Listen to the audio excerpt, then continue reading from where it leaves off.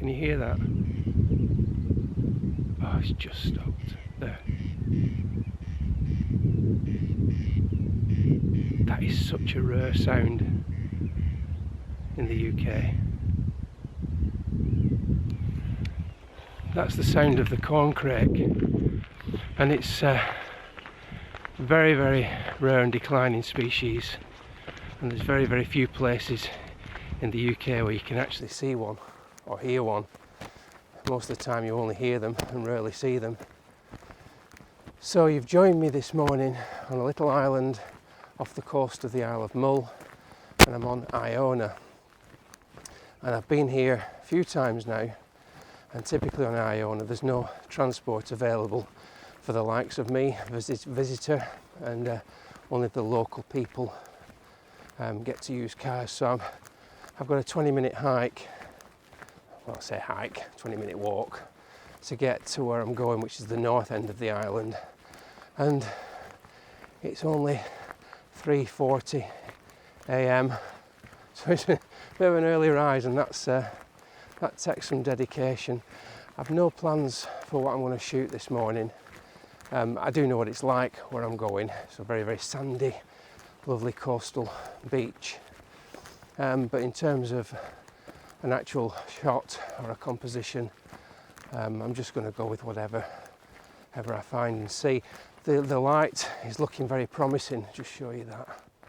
Beautiful up in front. But the forecast isn't great, so I've got a funny feeling that's just going to disappear, but you never know. So I'm keeping an open mind. It could be small intimate scenes, or it could be the grander landscape. I would like to get a panoramic, I really would. That's what I've come out thinking I would like to shoot this morning. But what a great way to start the morning, listening to a corncrake calling. Right, I better get my head down and get on with this little bit of a yomp. I will see you in just a few minutes.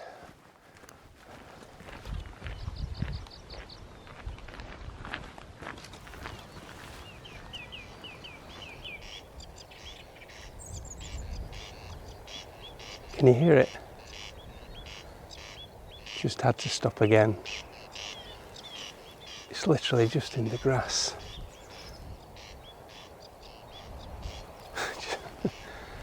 Oh, it's just amazing. The Latin name for the corncrake is corncrakes. It's almost like he knows it. He's saying his name. Corncrakes, corncrakes.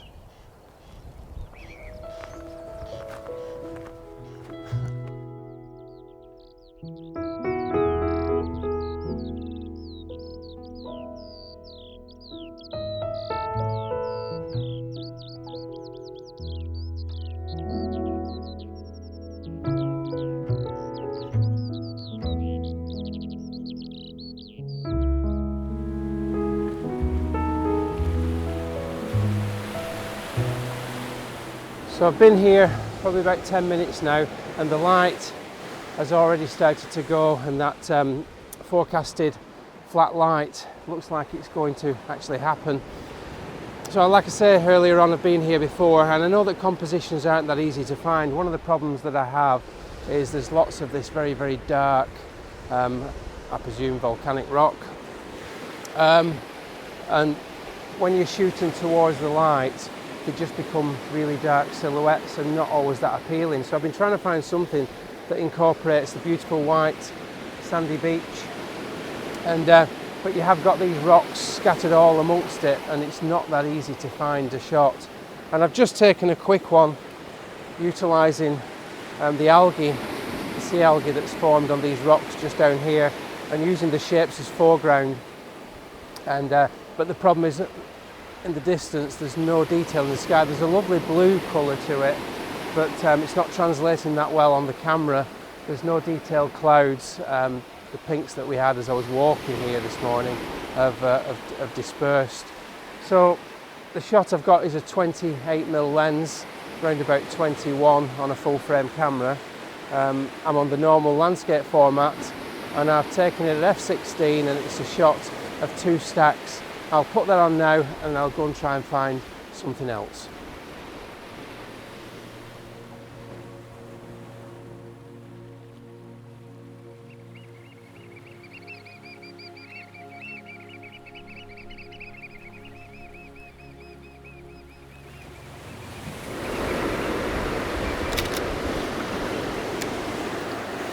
So I've just managed to get a shot, the panoramic that I really wanted, just I couldn't find.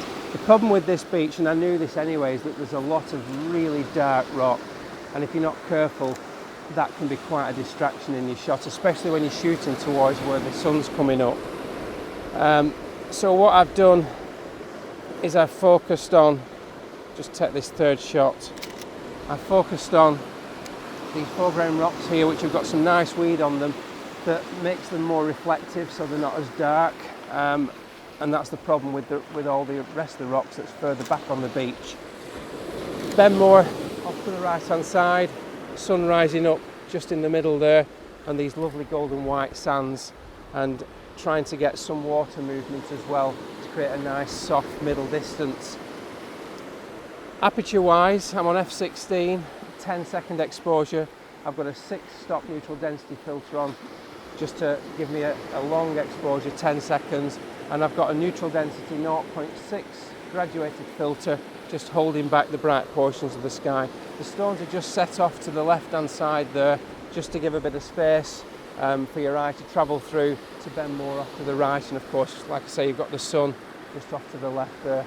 So I'm going to get a couple more of these and I'll put the best of this sequence on now.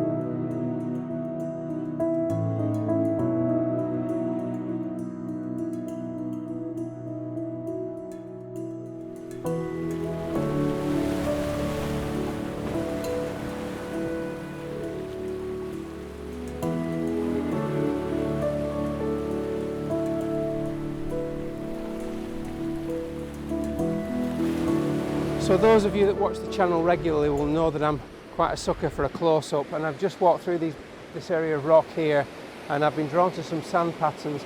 The sand patterns, there's some regular ones that you might have seen before where you get the squiggles as the water's receded out, but there's also just to the left of my tripod some sort of patterns in the sand that I've never noticed before. So I'm going to get the macro lens out and see how that looks. I'm probably going to take both shots because I haven't got a good version of the more common ones for myself. So let's get that, while the light's quite nice, let's get that up and ready. So I've taken a few shots and I will put the best on in a second, but just to go through the settings and the setup. So 100mm macro, well 120mm macro that I've got on, so 100mm equivalent for full frame. I'm literally only 18 inches off the ground, as you can see. I've no filters on. Aperture wise, I'm on f/13. That's sufficient for this, as long as I get the camera back, the camera at the sensor plane level or in line with the sand, which is nice and flat, so the two are completely in line with one another. Had there been any deviation in one or the other, I would struggle with depth of field, and you'd probably get out of focus edges. So that back is really nice and flat to the sand surface.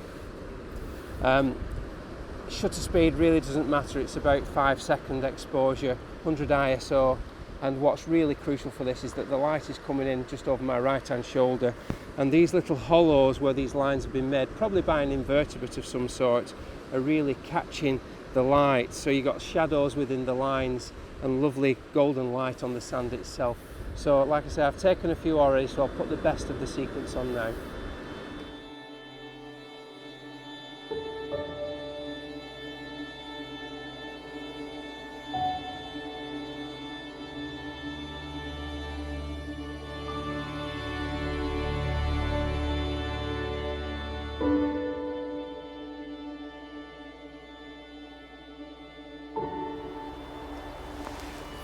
You really can't beat this place. It's so beautiful. Lovely light. So the time is now 6 o'clock and already the sun is quite high in the sky. This time of year it doesn't hang around, it really goes up there fast and you lose that golden colours that you so strive for when you're looking for images.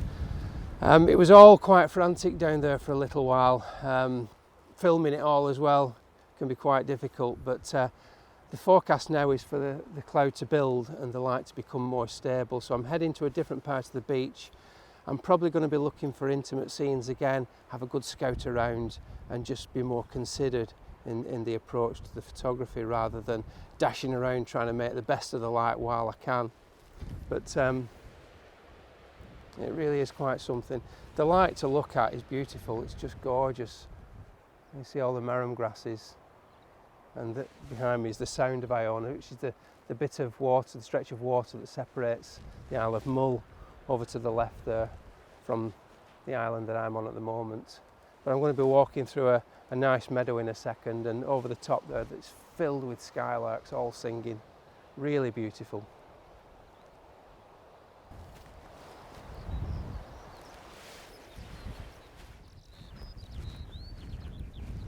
Can you hear it? It's just to the back of the camera, just plummeting down now. What they do is they start to sing, they raise off the ground, and as they're starting to sing they climb higher and higher in the sky. Another one just starting off to my left now. And they get really high up in the sky over the territories whilst they're singing, trying to attract a female. And then they get to a point and then they just drop like a stone all the way back to the ground again. So we've got 2 in the sky at the moment. Not quite as rare as the corncrake, but still a declining species. I think they're red listed on the Birds of Conservation Concern. But we do get them in England, associated with farmland mostly. Really beautiful.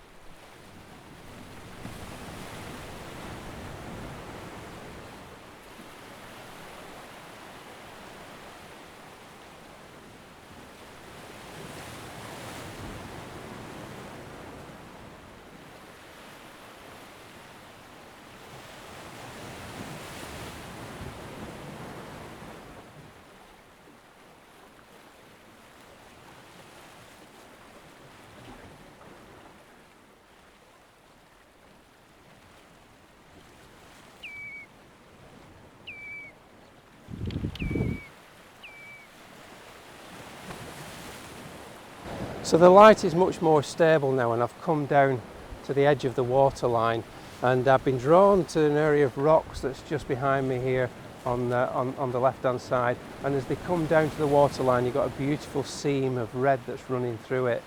Now that seam has really drawn my eye because within it there's lots and lots of other seams of rock, different colours, textures, almost like a marble effect. And within that you've got limpets that have attached themselves to the rocks.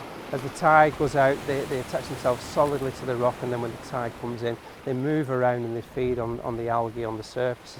But as luck would have it for me this morning, there's 3 limpets just down here, and they've attached themselves on a black seam that runs through that lovely red marble in effect.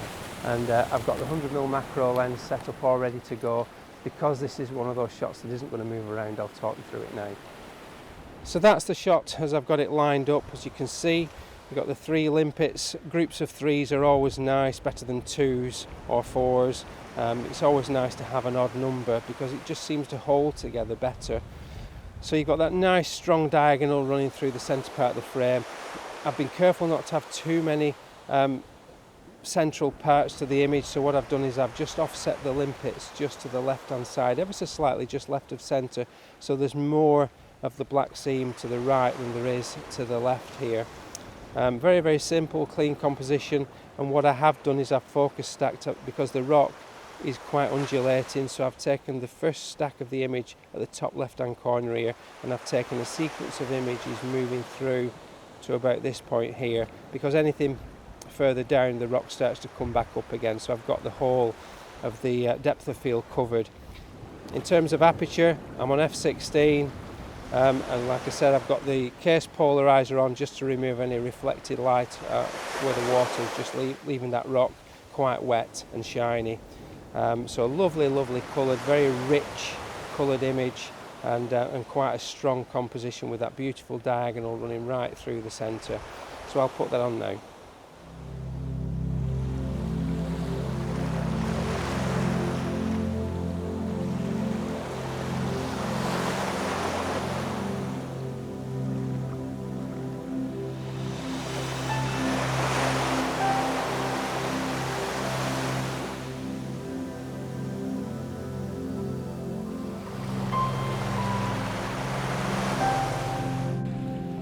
So I was really pleased with that last shot. I think for me that was definitely the shot of the day, but let me know in the comments below what you thought of all today's images. Now if you're not already subscribed, please consider subscribing. You've seen the sort of thing that I do on the videos, and those of you that are subscribed and aren't getting notifications, it seems that if you unsubscribe and then resubscribe and make sure you click that option that says all notifications, you will definitely get notified each time a new video is uploaded. I'm going to leave it there. I've got an 8:30 breakfast call. I've got quite a walk ahead of me, so from a sunny Iona as it seems at the moment, I'll bid you all farewell. There's going to be another one from here in the coming weeks, so I'll see you all again soon. Bye for now.